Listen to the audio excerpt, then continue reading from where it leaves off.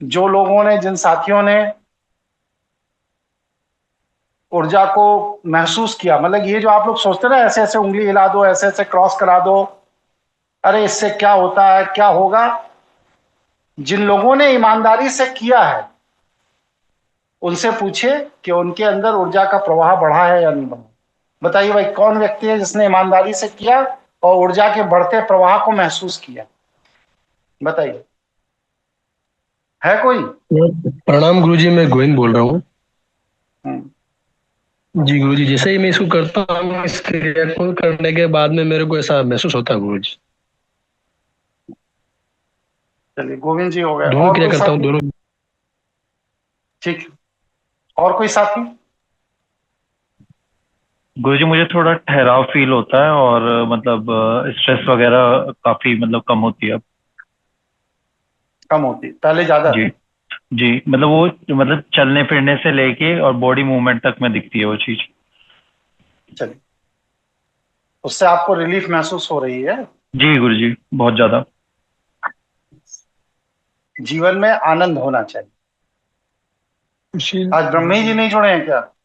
ब्रह्मी जी, जी। जी गुरु जी। अरे आप अपना अनुभव नहीं बताएंगे क्या? मैं बताने ही वाला था गुरु जी अभी।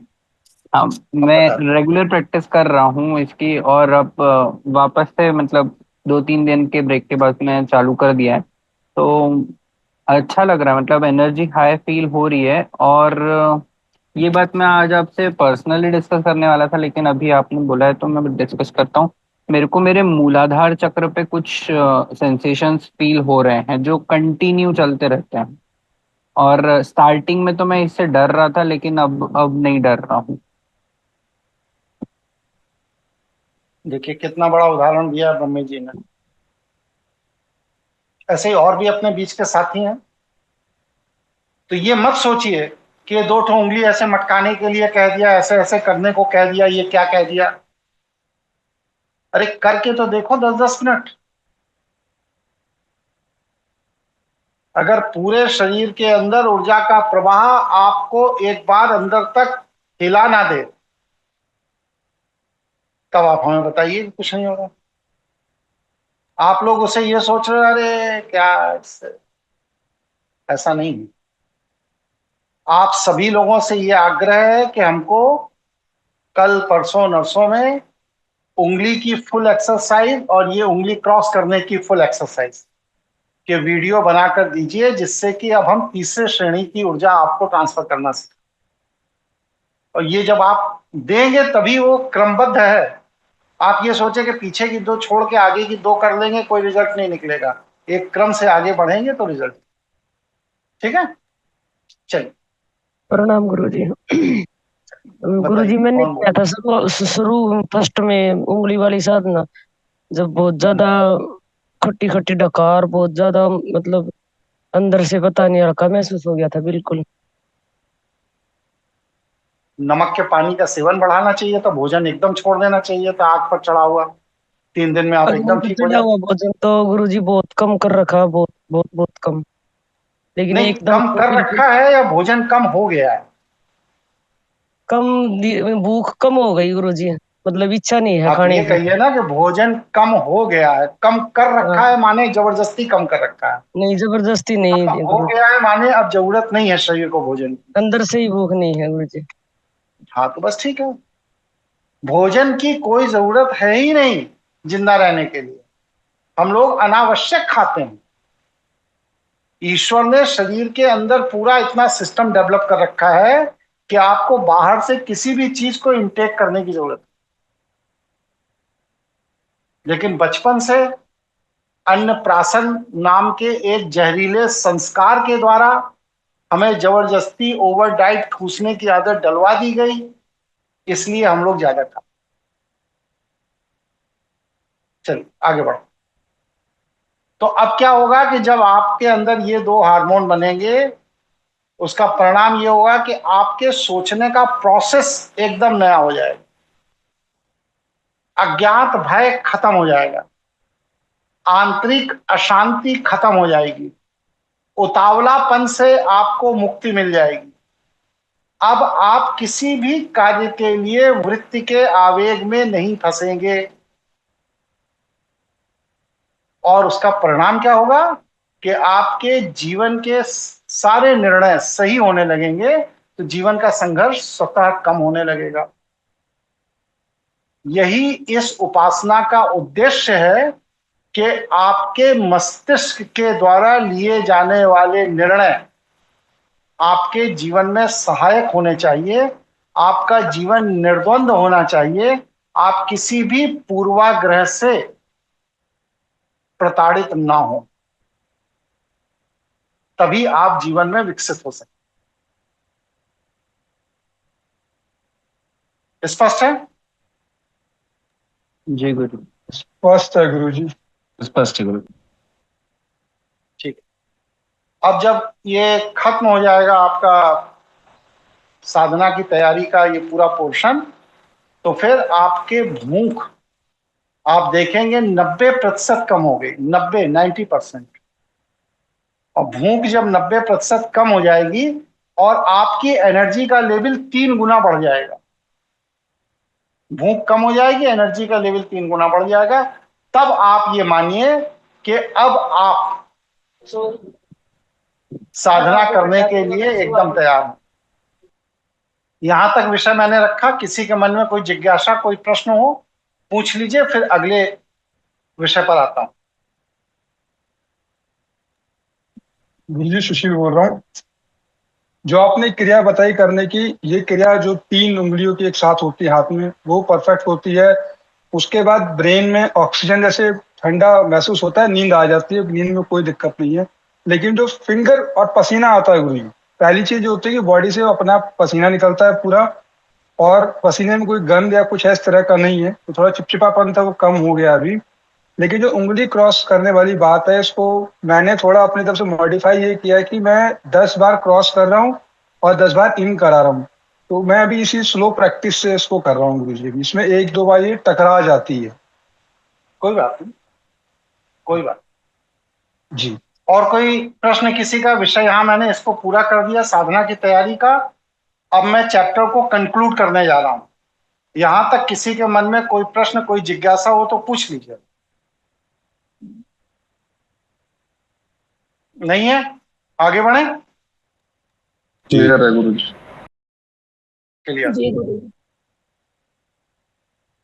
अब जो बातें मैंने बताई उनको मैं, आपको लगेगा कुछ रिवाइज हो रहा है, हल्का रिवाइज भी होगा क्योंकि अब कंक्लूड कर रहा हूं, और उससे जुड़ी हुई नई बातें भी आपको बताता जाऊंगा। आज ये चैप्टर मैं पूरा कर देना चाहता हूं। शैव साधक साधना करके जब अपने को तैयार कर लेता है, शैव साधक साधना करके जब अपने को तैयार कर लेता है दिव्य ऊर्जा को प्राप्त करने के लिए, इसके बाद उसकी जीवन शैली कैसी होनी चाहिए, क्या सावधानियां उसे अपने जीवन में बरतनी चाहिए जिससे कि वह रिवर्स ना हो जाए। जरूरी चीज है कि नहीं है? बताइए। महत्वपूर्ण है गुरु जी। जरूरी चीज। सबसे पहली चीज क्या है कि उसे भक्ति की जगह इष्ट का अनुगमन करना चाहिए। कठिन काम है ना ये? जन्म जन्मांतर से दिया बत्ती जलाते रहे, भगवान जी का चालीसा पढ़ते रहे, अब आप कह रहे हैं उसको छोड़ के अनुगमन करना चाहिए। कठिन। लेकिन अगर साधना के द्वारा आपने अपने आप को तैयार कर लिया है, दिव्य ऊर्जाओं की कृपा आप पर होने लगी है, तो आप भक्ति के जंजाल में मत उलझिए। आप अपने इष्ट, अपने आचार्य, अपने भगवान का अनुगमन करना शुरू कर दीजिए। ठीक है? और जब आप अनुगमन करेंगे तो क्या है, भगवान शिव के अनुगमन की सबसे पहली शर्त क्या है? अनावश्यक और अनुपयोगी वस्तुओं का संग्रह छोड़ना शुरू कर दीजिए।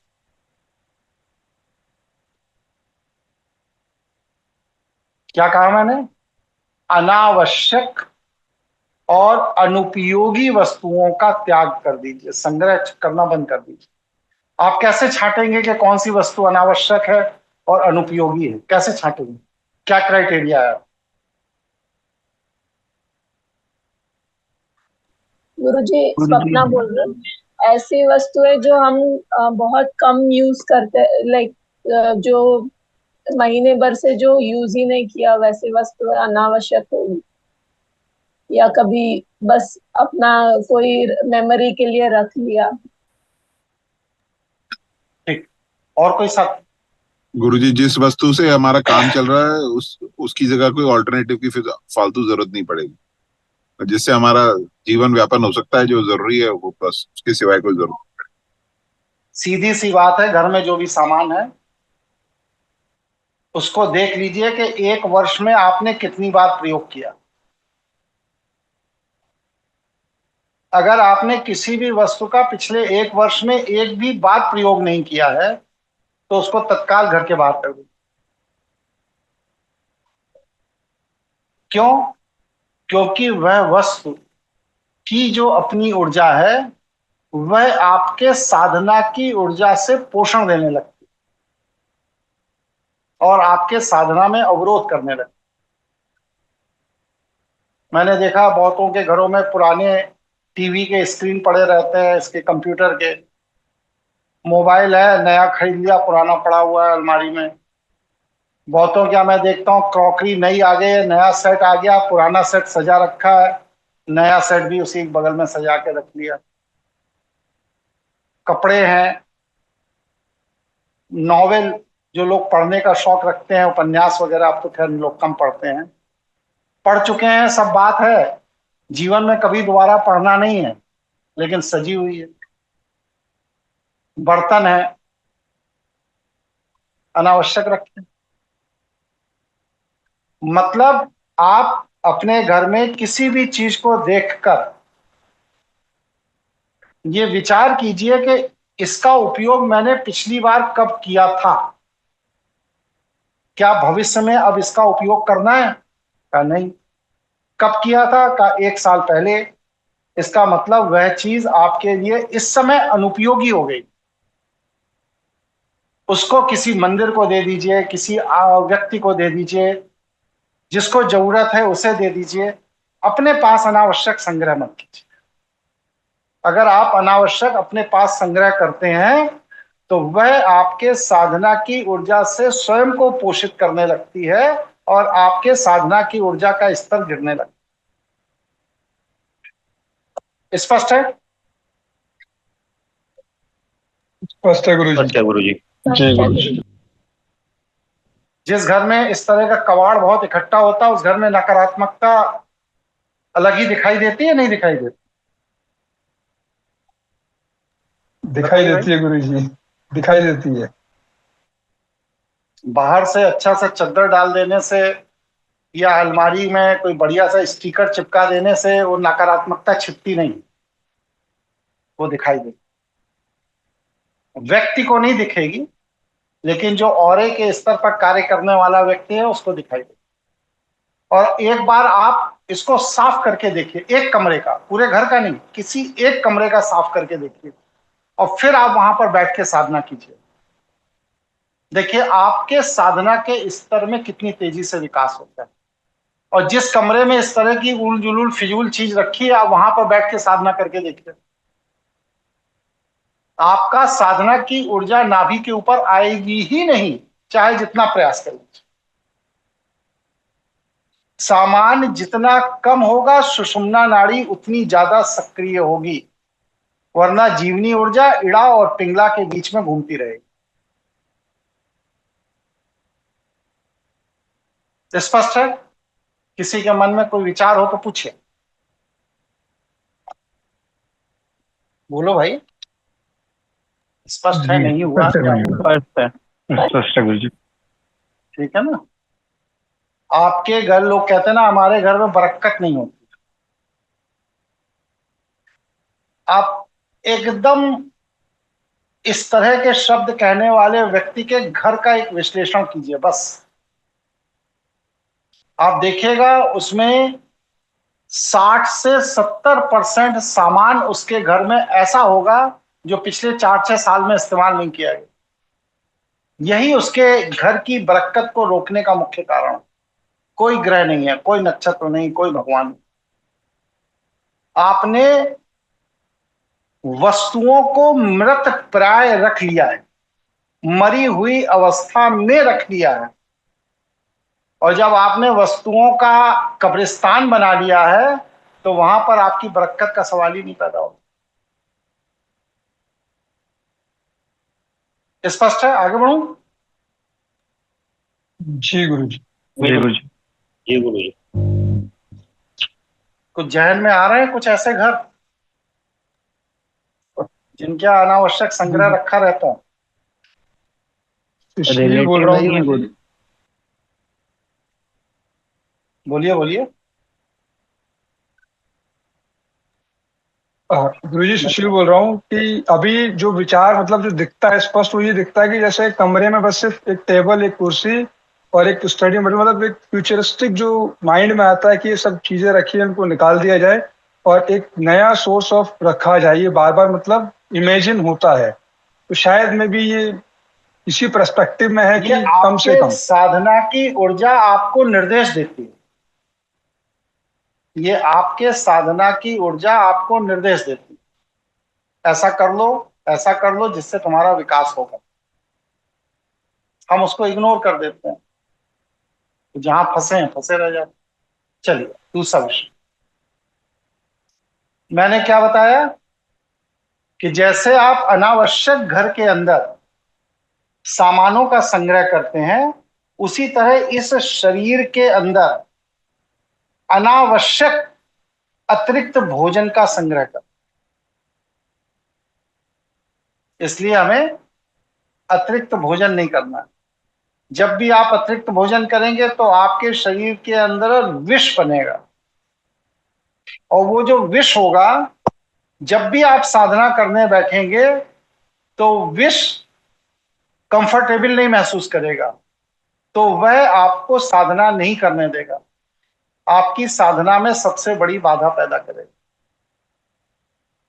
इसके लिए क्या है कि भोजन करने की जो चम्मच है उसका साइज छोटा होना चाहिए। हम लोग देखते हैं इतनी बड़ी बड़ी चम्मच के साइज से भोजन करते हैं, नहीं, छोटा होना। जब आप छोटे चम्मच से भोजन करेंगे तो आपके सलाइवा से आपको तृप्ति ज्यादा मिलेगी, और जब आप बड़े साइज की चम्मच से भोजन करते हैं तो आपका सलाइवा उसमें पूरी तरह मिक्स नहीं हो पाता, तो आपको तृप्ति नहीं मिलती है। पेट भर जाता है लेकिन तृप्ति नहीं मिलती है, इसलिए आप ओवर डाइट खाते हैं। अगर आपको तृप्ति पहले मिल जाए तो ओवर डाइट आप खा ही नहीं सकते। ठीक है? अरे हाँ हूं कर दीजिए भाई, आप लोगों से बार बार मैं कहता हूँ हाँ हूं कर दिया करिए। जी जी जी। गुरु जी। ठीक है? तीसरी चीज, साधक को कभी व्रत नहीं रहना चाहिए। व्रत जो है यह साधक का क्षेत्र नहीं, इसलिए किसी भी तरह के व्रत को अगर आप फॉलो करते हैं तो आप साधना नहीं कर सकते। साधक की भूख स्वतः कम होते होते होते होते जितने पिंड को जरूरत है उतने तक चली जाती है। भूख को हठ पूर्वक कभी नहीं रोकना चाहिए, और व्रत जब आप करते हैं तो आप अपनी भूख को हठ पूर्वक रोकते हैं, जो कि गलत। ठीक है? अगला, भोजन परिवार के सदस्य द्वारा ही निर्मित होना चाहिए या स्वयं बना लीजिए। नौकर या किसी अन्य व्यक्ति के द्वारा बनाया गया भोजन साधक को नहीं करना चाहिए। दूसरा, भोजन का एक नियम है।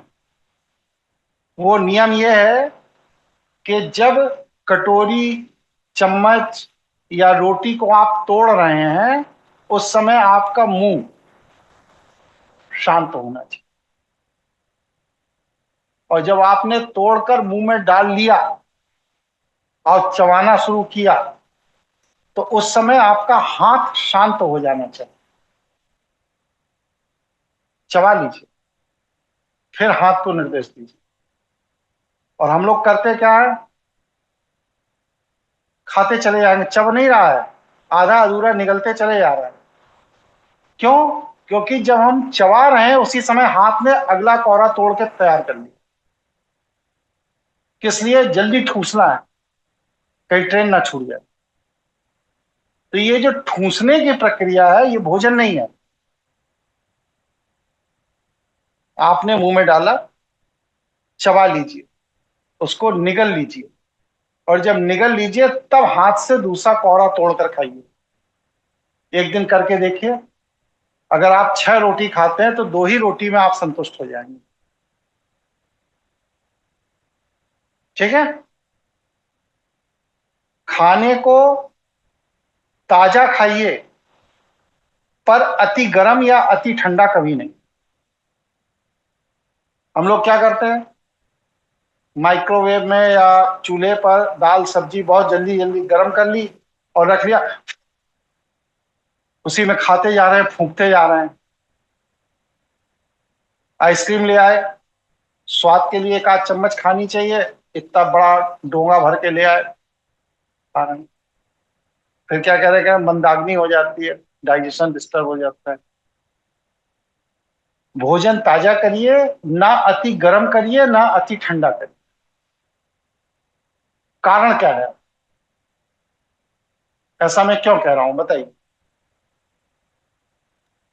गुरुजी, क्योंकि पेट का जो टेम्परेचर है ज्यादा गर्म होगा तो पहले, फिर उसको मेंटेन करने के लिए ज्यादा ठंडा होगा तो फिर उसको मतलब टेम्परेचर वेरिएशन आ जाता है स्टमक में, जठर अग्नि को फर्क पड़ता है इससे। इसका एक दूसरा जो सबसे बड़ा कारण है, जिसे ब्रह्मी जी कहेंगे क्योंकि ये इसी विधा के वैद्य हैं, हमारा शरीर में ये जो 72,000 नाड़ियां हैं ये हमको जीवित रखती हैं। हमारे पेट के अंदर पड़ा हुआ अनाज हमें जीवित नहीं रखता। हमारे शरीर की 72,000 नाड़ियों में जो जीवनी ऊर्जा का प्रवाह होता है वह हमको जीवित रखता है। और जब आप अति गर्म या अति ठंडा खाते हैं तो ये जो 72,000 नाड़ियां हैं शरीर में, ये अपने प्रवाह के क्रम को रोक देती हैं। क्यों? क्योंकि आपके शरीर में अति गर्म या अति ठंडा इन नाड़ियों के अंदर अगर चला गया तो आपकी मृत्यु हो सकती।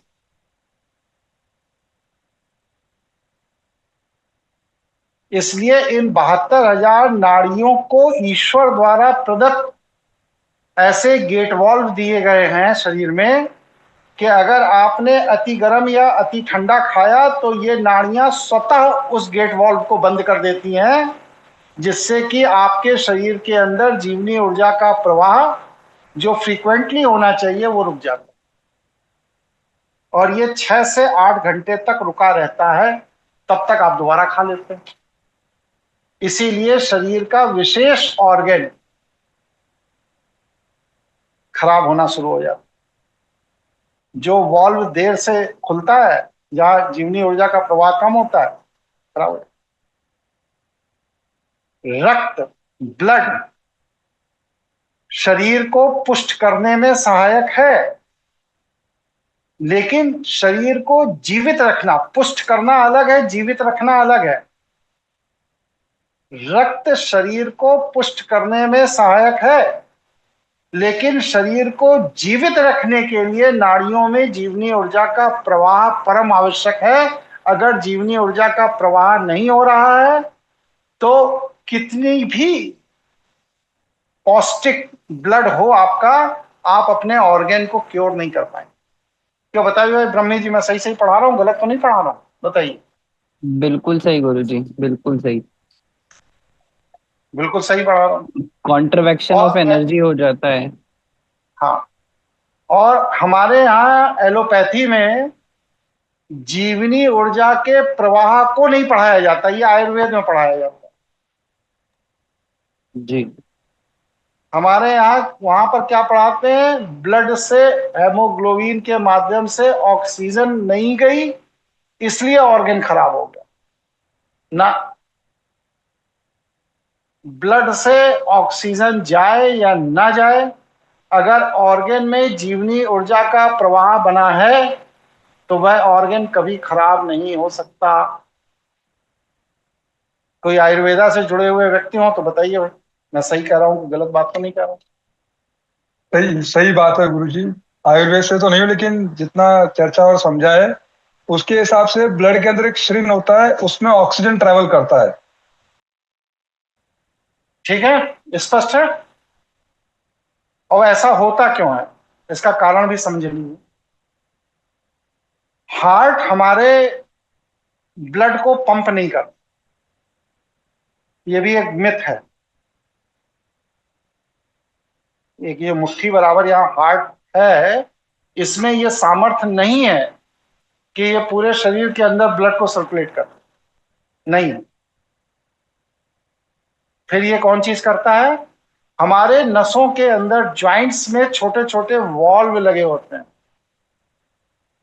जब हार्ट ब्लड भेजता है तो वो वॉल्व उसको धक्का देके अगले वॉल्व तक पहुंचाते हैं।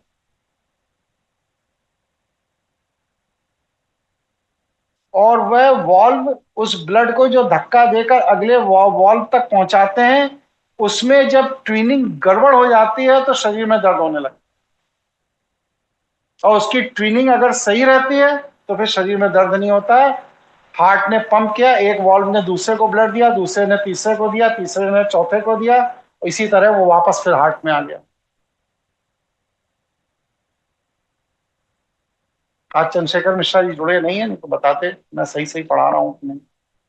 ठीक है, तो हमें अपने नसों के अंदर के वॉल्व की अपने हार्ट से ट्यूनिंग ठीक रखनी है, तभी हमारा ब्लड प्रेशर ठीक होगा।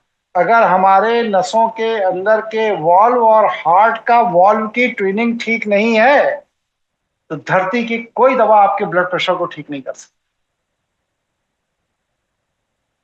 स्पष्ट है, समझ में आ गई बात? जी जी जी गुरुजी। जी अभी गुरुजी वो मेम्ब्रेन बोलते हैं कि हर नस का अपना ब्रेन है उसको चलाने के लिए। बिल्कुल। इसी तरह हम लोग क्या करते हैं, जैसे भोजन कर रहे हैं, अपना टीवी देखते जा रहे हैं, मोबाइल देखते जा रहे हैं, खाना खाते जा रहे हैं, ये कर रहे हैं, वो कर रहे हैं। क्यों? क्योंकि आपके बॉडी में जब आप खाना खाते हैं, जिह्वा पर भोजन रखते हैं, तो भोजन से जो स्वाद कलिकाएं हैं वो ब्रेन को इंस्ट्रक्शन देती हैं क्या हम क्या खा रहे हैं। तो ब्रेन उस इंस्ट्रक्शन के हिसाब से जो हम खा रहे हैं उसको पचाने वाला हार्मोन रिलीज करता है। और जब हम साथ में टीवी देखते हैं या मोबाइल देखते हैं या कोई चीज पढ़ते हुए खाना खाते हैं, तो ये स्वाद कलिकाओं से जो इंस्ट्रक्शन जा रहा है और किताब पढ़ने से जो इंस्ट्रक्शंस जा रहे हैं, ये दोनों आपस में ब्रेन को कंफ्यूज कर देते हैं। और जब ये दोनों आपस में ब्रेन को कंफ्यूज कर देते हैं तो ब्रेन फिर वह हार्मोन रिलीज नहीं करता जो आपके खाने को पचाने में सहायक है। इसलिए कभी भी खाना खाते समय कान या आंख का इस्तेमाल किसी और दूसरे ऐसी चीज पर मत करिए जिससे ब्रेन कंफ्यूज हो जाए। स्पष्ट है? स्पष्ट है गुरुजी। जी गुरुजी। अब साधक का जो सबसे बड़ा जानी दुश्मन है वो है राहु। साधक का सबसे बड़ा जानी दुश्मन राहु है। राहु काम कैसे कर, समझ लीजिए।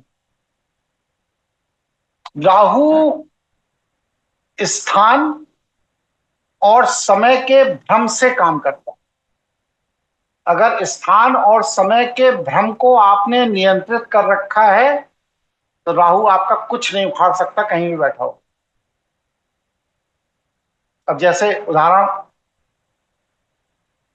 बिस्तर सोने के लिए है और आप बिस्तर पर बैठ के खाना खा रहे हैं, राहु ने अपना काम कर दिया। क्योंकि बिस्तर सोने के लिए है और आप वहां बैठकर खाना खा रहे हैं, तो राहु ने अपना काम कर दिया। ठीक है, तो जो चीज जिस कार्य के लिए है, घर में जो संसाधन जिस कार्य के लिए रखा गया है, उस संसाधन पे वही कार्य होना चाहिए जिसके लिए उसे रखा गया है। मैं देखता हूं बहुत से घरों में महिलाएं सोफा पे लेटे लेटे टीवी देखती रहती। बेड लेटने के लिए ना, सोफा तो है नहीं, सोफा तो बैठने के लिए है। राहु अपना काम कर रहा है।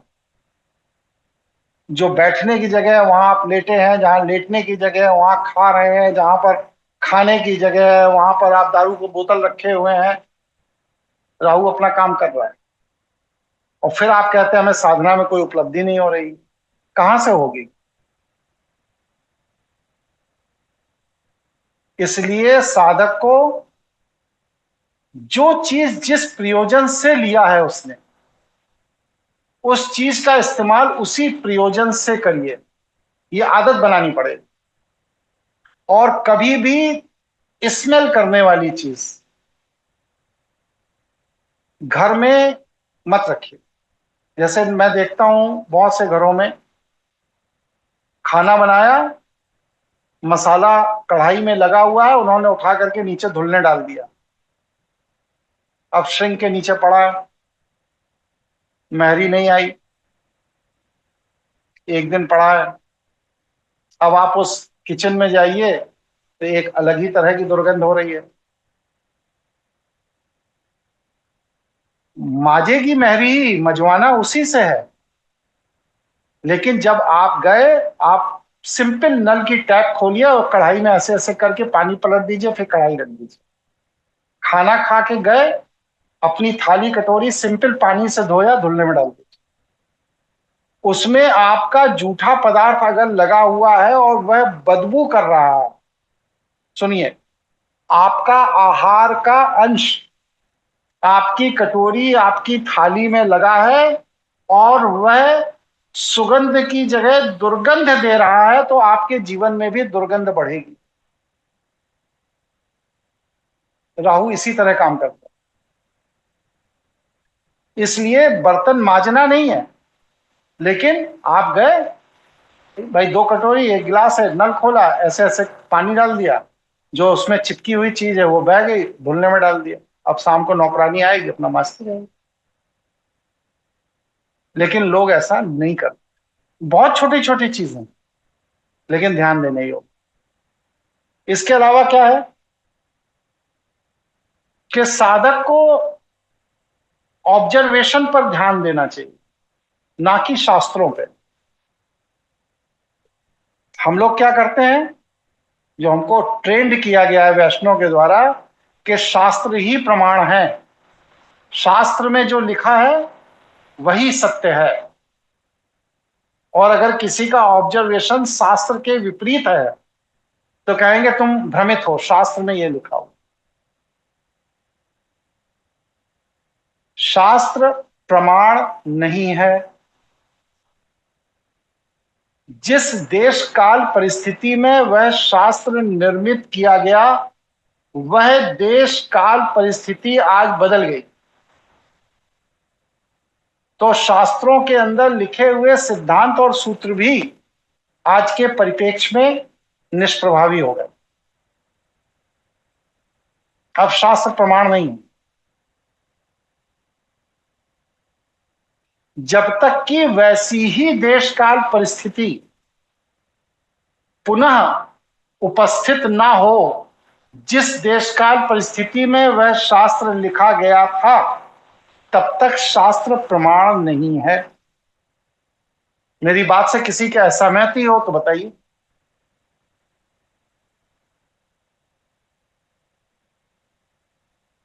बताइए भाई। सहमत है गुरुजी, सहमत।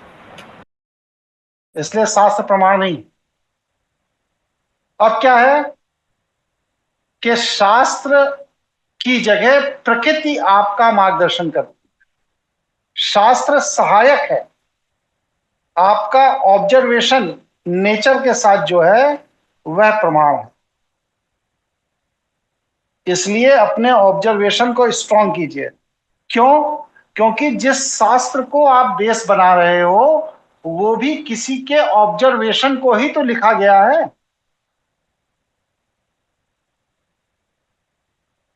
जिस शास्त्र को आज आप प्रमाण कर रहे हो वो भी आपके किसी पूर्वज के ऑब्जर्वेशन को ही तो वहां लिखा गया, और है क्या वहां। अब देश काल परिस्थिति बदल गई, शास्त्र बदल गया। अब नए ऑब्जर्वेशन पर काम होना चाहिए। 7,000 साल पुरानी रामायण, 5,000 साल पुरानी भगवत गीता, ठीक है, तो क्या वैसा अब भारत बचा जैसा राम के समय था या कृष्ण के समय था? नहीं था, नहीं बचा। तो अब उन शास्त्रों को हम सहायक के तौर पर इस्तेमाल कर सकते हैं, प्रमाण के तौर पर इस्तेमाल नहीं कर सकते। इस पर किसी को आपत्ति हो? अपनी बात अभी कही।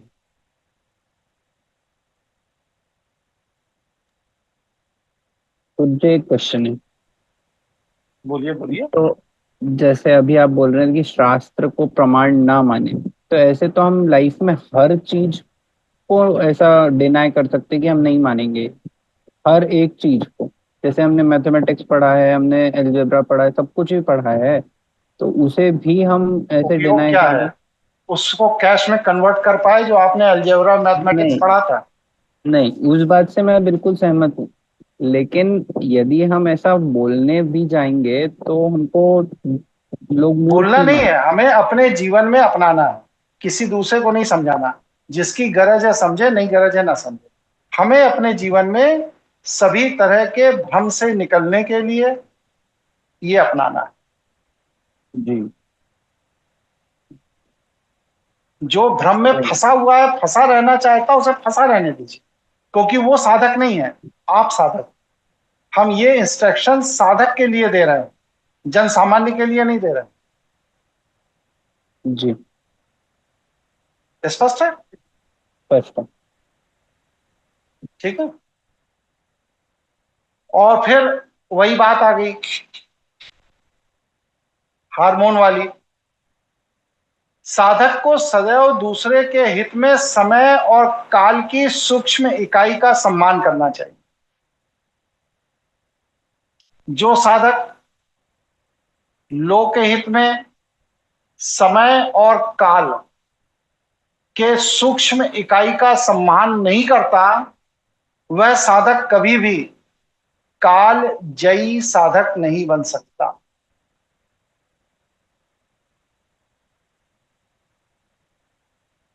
ठीक है, मतलब काल भी उसका सम्मान नहीं करता। इसलिए काल को पराजित करना है, काल जयी यशस्वी साधक बनना है, तो काल का सम्मान करना पड़ेगा। काल की सूक्ष्म इकाई है समय, उसका सम्मान करना पड़ेगा।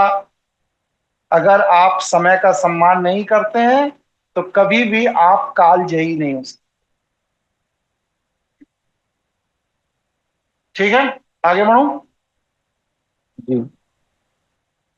जी गुरुदेव।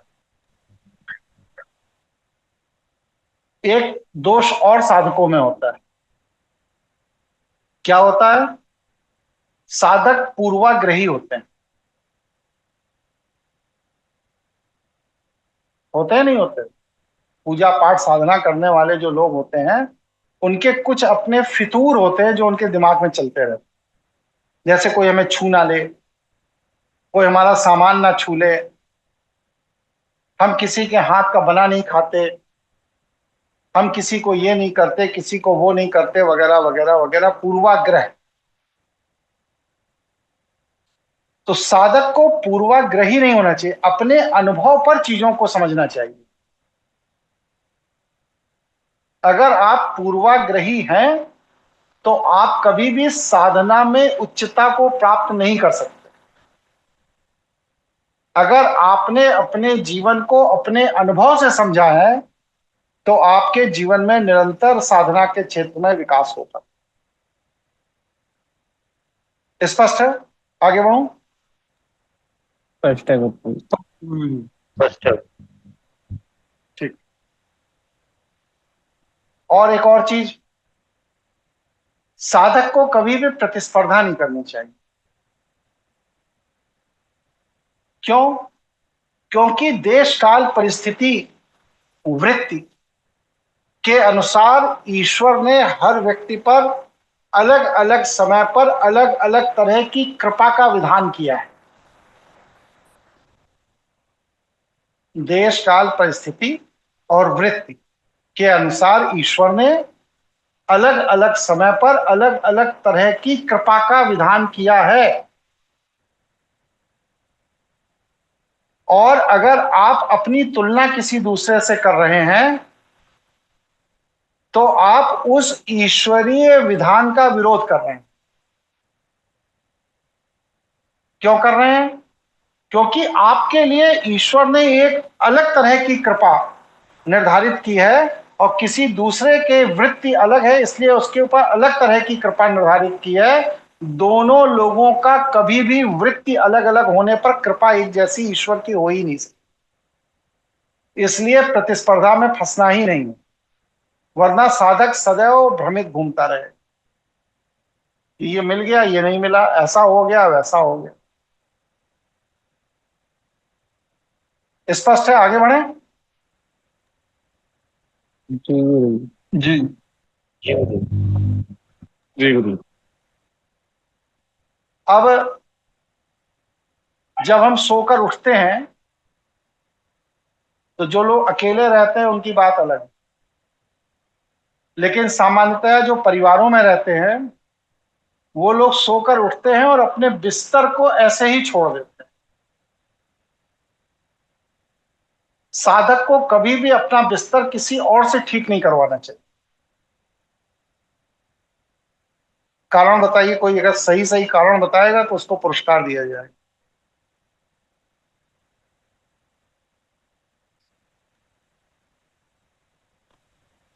रात भर जो उसके ऑरे ने ट्रांजेक्शन किया है पूरा, वो उसके अंदर समाहित होता है और वो उसके साथ में वो रखता है इंटरवेन।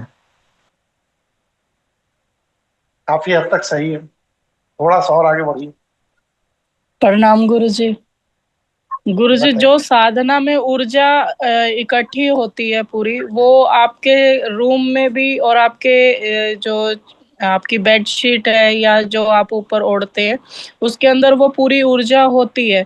अगर कोई दूसरा उसको हाथ मतलब उसको छूता है या कुछ करता है तो वो उसमें जाने की संभावना भी रहती है, क्योंकि वो ऊर्जा है। यस, वो ऊर्जा है, उसमें जाने की संभावना रहती है। और ये बहुत संभावना है कि अगर आपकी ऊर्जा उसकी वृत्ति जो उसने उसे छुआ है उससे मित्र संबंध नहीं रखती है तो आपकी ऊर्जा उसको क्षति कर सकती है।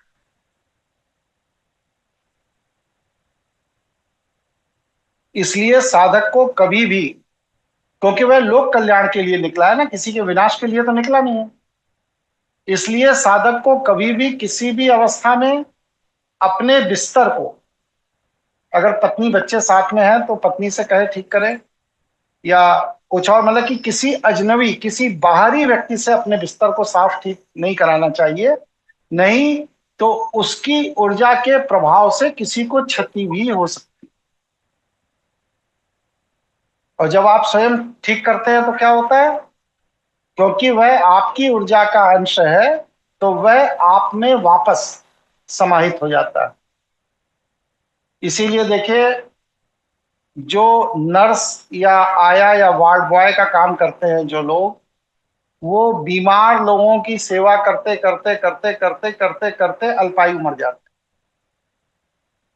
क्योंकि उनकी नकारात्मक ऊर्जा उनकी बॉडी एब्जॉर्ब करती है करती है करती है करती है, वो उनके आयु को खत्म कर देती है। स्पष्ट है? स्पष्ट है गुरु जी, गुरुजी। एक प्रश्न है मेरा। बोलिए गुरु जी, क्या ये बोलिए। छोटे बच्चे जो साथ में सोते हैं तो इसको अवॉइड करना चाहिए क्या, अगर हम अगर आप साधना साधना करें करते हैं तो बिल्कुल करते हैं, बिल्कुल करना चाहिए। अगर आप साधक हैं, साधना करते हैं तो बिल्कुल करना चाहिए। ठीक है।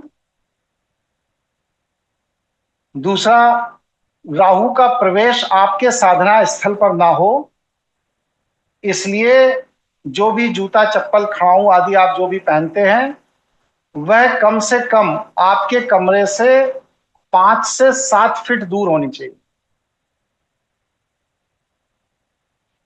नहीं तो वह जूता चप्पल खड़ाऊ जो भी है वह आपके साधना की ऊर्जा को डिस्टर्ब करे। रात को सोते समय साधक को हल्के गर्म पानी से नहाना चाहिए और सुबह उठने पर ठंडे पानी से नहाना चाहिए। ठीक है।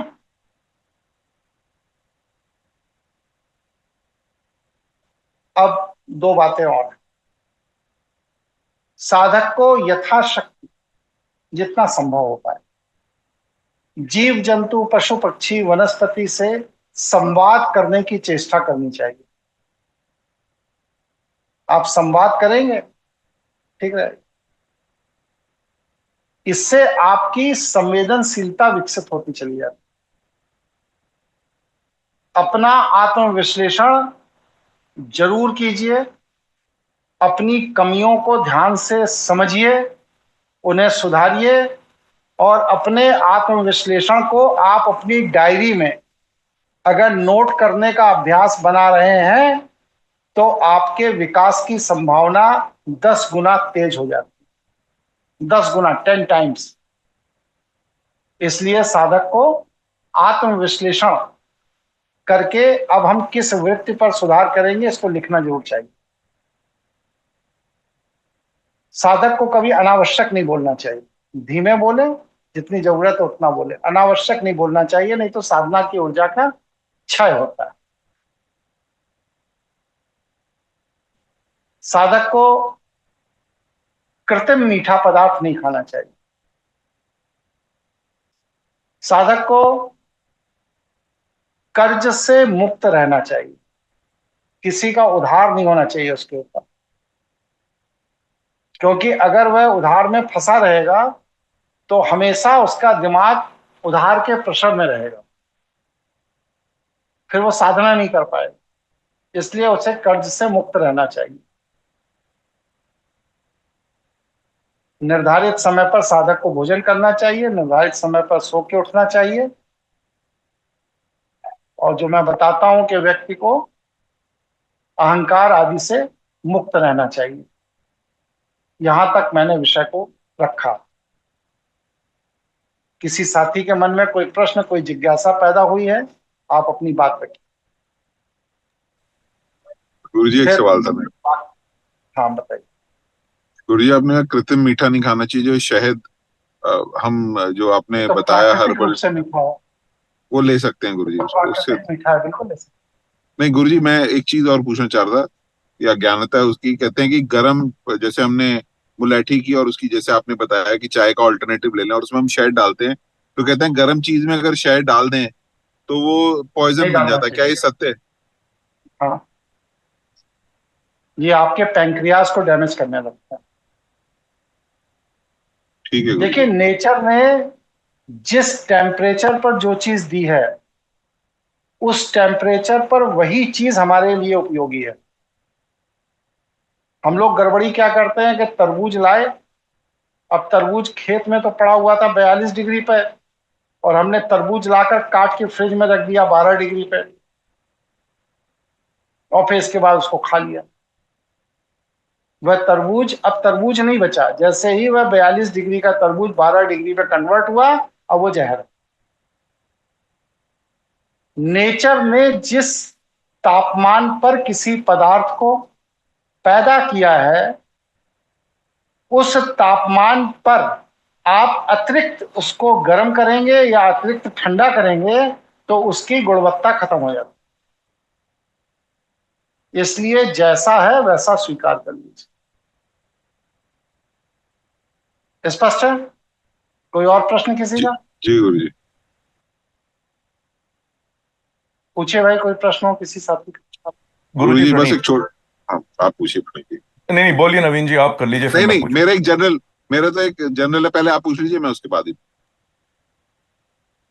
गुरुजी मेरा सवाल आपसे ये है कि जब एक सात्विक साधक अपने कल्याण हेतु और उसके बाद लोक कल्याण हेतु अ, आवश्यक आध्यात्मिक ऊर्जा करने के उद्देश्य से संयमित आहार, ध्यान और निरंतर साधना के माध्यम से, और जैसे आपने बताया कि भोजन की इच्छा से ऊपर उठ जाता है। और आपने पहले भी कुछ क्लासेस में बताया कि केवल मंत्र ही नहीं बल्कि यंत्र और तंत्र का भी आश्रय लेना पड़ता है। तो उस स्तर की साधना में पारंगत होने में सामान्यतः क्या केवल ये चीज समय पर निर्भर करती है, या उसमें एक व्यक्ति विशेष के पूर्व जन्म संस्कार, गुरु कृपा और उसकी खुद की आत्मनिष्ठा का भी विशेष योग रहता है? बिल्कुल, व्यक्ति के पूर्व जन्म के संचित वृत्तियां उसमें सहायक होती हैं। देश काल परिस्थिति समय भी उसमें सहायक होता है, और मनोवृत्ति की उसमें सबसे बड़ी भूमिका है। मनोवृत्ति आदमी के पूर्व जन्म से आती है, और इस जन्म में वह आपकी सहायक हो जाती है। अगर मनोवृत्ति का सपोर्ट नहीं है तो इस जन्म में आप कितना भी समय लगा लेंगे, आप निष्कर्ष नहीं निकाल पाएंगे।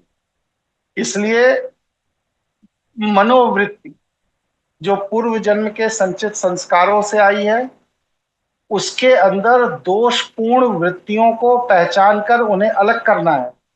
क्योंकि अगर वह मनोवृत्ति में दोषपूर्ण वृत्तियां ना होती तो इस जन्म को लेकर साधना करने की आपको जरूरत ही नहीं पड़ती, आप पूर्व जन्म में ही मुक्त हो गए होते। ठीक है, स्पष्ट है गुरुजी। एक एक सवाल और था, एक सवाल और है, अगर आज्ञा ले तो। आप ना अक्सर शैव पद्धति तंत्र की बात करते हैं, और जहां पर ये तंत्र का नाम आता है वहां पर शमशान एक स्थल माना जाता है तंत्र के संदर्भ में। तो जो ये सतोगुणी शैव तंत्र साधना जो आप सिखाना चाहते हैं और आप सिखा रहे हैं, उसमें क्या जो ये सतोगुणी तांत्रिक है, क्या ये शमशान नहीं जाता? ये मेरा सवाल। कोई जरूरत नहीं है, कोई जरूरत नहीं। उसकी इच्छा है, उसके लिए भगवान का देवालय और शमशान में कोई स्थान भेद नहीं, वो कहीं भी अपनी साधना कर सकते। स्पष्ट है, धन्यवाद। आप लगता है उस क्लास में थे नहीं जिसमें मैंने बताया था जीव भेद, स्थान भेद, विचार भेद, व्यक्ति भेद से शैव साधक ऊपर होता है। हाँ नवीन जी, आप क्या पूछ रहे थे? गुरुजी मैं ये पूछ रहा था कि अभी एकदम ये जो हादसा हुआ है गुजरात में इतना बड़ा, तो गुरुजी एक प्लेन के अंदर 240 लोग थे जिन सबकी अलग अलग अपनी अपनी डेस्टिनी थी। तो गुरुजी जब इतना बड़ा हादसा होता है तो क्या एक के कारण ये सारे विध्वंस हो जाता है, या सबका ही डेस्टिनी ने लिखा होता है कि सामूहिक होता है, सामूहिक होता है। आप ये बताइए, अभी आप हाईकोर्ट जज बन जाएंगे तो अकेले आप उस जज के पावर को एंजॉय करेंगे, या उससे जो सुविधाएं मिलेंगी उससे पूरा परिवार एंजॉय करेगा? नहीं, मैं समझ गया गुरुजी, तो मैं ही अकेला जो भी जज बनेगा वही करेगा। ठीक है। तो गुरुजी आजकल जो चल रहा है, जैसे हम टीवी पे भी सुन रहे हैं कि जून जुलाई, अभी ऐसे आज अमरनाथ जी भी शायद वहाँ बताए उस तरफ गंगोत्री की तरफ आज क्रैश हुआ। काफी देर से हमसे जुड़े हैं जी। लोगों के बीच में एक साथी है यति जी, जुड़े हैं आज? यति जी जुड़े थे वो, लेकिन अभी नहीं है। कोई बात। विवेकशील जी जुड़े? जी गुरुजी, प्रणाम गुरुजी। हाँ विवेकशील जी। आप तो काफी दिनों से मेरे क्लासेस देख रहे हैं। जी गुरुजी। आपको याद है कि मैं पिछले 4 साल से ये बात कह रहा हूं कि 2025 के शिवरात्रि के बाद भगवान शिव की अदालत लग जाएगी। जी गुरुजी, बताया था। काल और शनि अपने तरीके से प्राकृतिक आपदाएं, युद्ध आदि के द्वारा जिसको दंड देना है उसे दंडित करना शुरू कर देगा, और ये व्यवस्था 2030 तक चलती रहेगी। जी गुरुजी, तो जो 2027 से और भगवान ज्यादा शिव के, हाँ 2027 उसका से और तेजी से बढ़ेगी। और जो व्यक्ति भगवान शिव के दिखाए हुए मार्ग पर चलेगा वही व्यक्ति बचेगा, वरना बस सिर्फ 800 करोड़ में 150 करोड़ लोग बचेंगे, 650 करोड़ लोग अगले 3 साल 5 साल के अंदर खत्म। जी गुरुजी, ये बात मैं अभी से नहीं 10 साल बहुत से दिन से। बता रहा हूं लोगों को, जी जी गुरुजी। और चीजें अब उसी हिसाब से हो रही हैं। आदमी चलते चलते मर जा रहा है।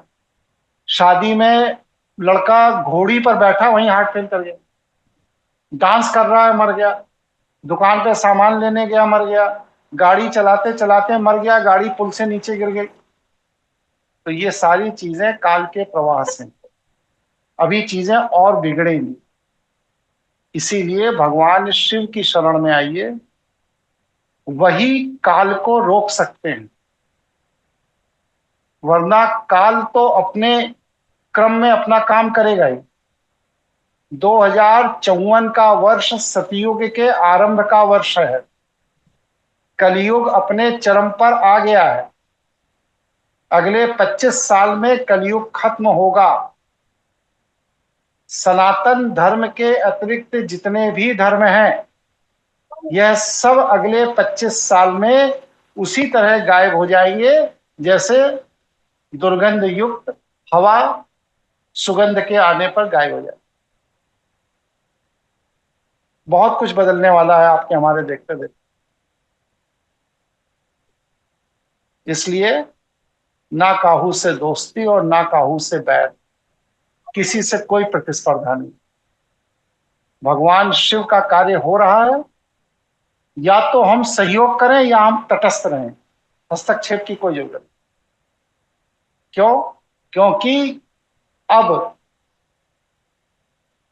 शनि राहु के साथ गोचर करके अपना काम शुरू करने जा रहा है। जैसे ही यह शनि मंगल की राशि में प्रवेश करेगा, वैसे ही पूरी दुनिया में इतना बड़ा उत्पात शुरू होगा कि आप और हम घर के बाहर निकलने में भी भय खाएंगे। और ये उत्पात जरूरी है। भारत भी गृह युद्ध की चपेट में आने वाला है बस सिर्फ 3 साल के अंदर। इसलिए मैं सबको कहता था गोल्ड खरीद कर रखिए। पिछले 5-7 सालों से सबसे कह रहा हूं, 1 ग्राम 2 ग्राम 5 ग्राम का सोना खरीदिए, क्योंकि ये करेंसी फेल हो जाएगी। अगर आपके पास गोल्ड है तभी आप अपना रोटी अपने परिवार को भोजन करा पाएंगे, वरना आप परिवार को जो वर्तमान रुपए है इससे भोजन नहीं करा पाएंगे, क्योंकि बहुत कुछ बदलने वाला है। स्पष्ट है? जी गुरुजी। जी स्पष्ट है। ये आपने शिव संवाद जब शुरू हुआ था तो उसके पहले चरण में ये चीज थी। कहा है, कई बार कहा है। चलिए, आज मैं देख रहा था अभी शाम को, बहुत से साथियों ने नए मीटिंग की लिस्ट में अपना नाम नहीं जोड़ा। तो अगर भूलवश नहीं जोड़ा है तो जोड़ दीजिए, और अगर इस मीटिंग में आनंद नहीं आ रहा है इसलिए नहीं जोड़ा है, कोई बात नहीं। लेकिन कल शाम तक, सोमवार की शाम तक जिन साथियों को नाम जोड़ना है वो जोड़ दीजिए, जिससे नए बैच को बनाने की तैयारी शुरू हो जाए। और अगर कोई नहीं जोड़ पाता है तो शुभम शुक्ला जी को फोन करके बता दीजिए, वो जोड़ देंगे।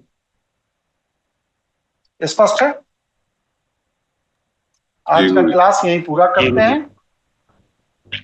अब हम लोग शनिवार इतवार में फिर मिलेंगे। नमस्कार। प्रणाम गुरुजी। प्रणाम गुरुजी। खुश रहिए भैया, सब लोग प्रसन्न।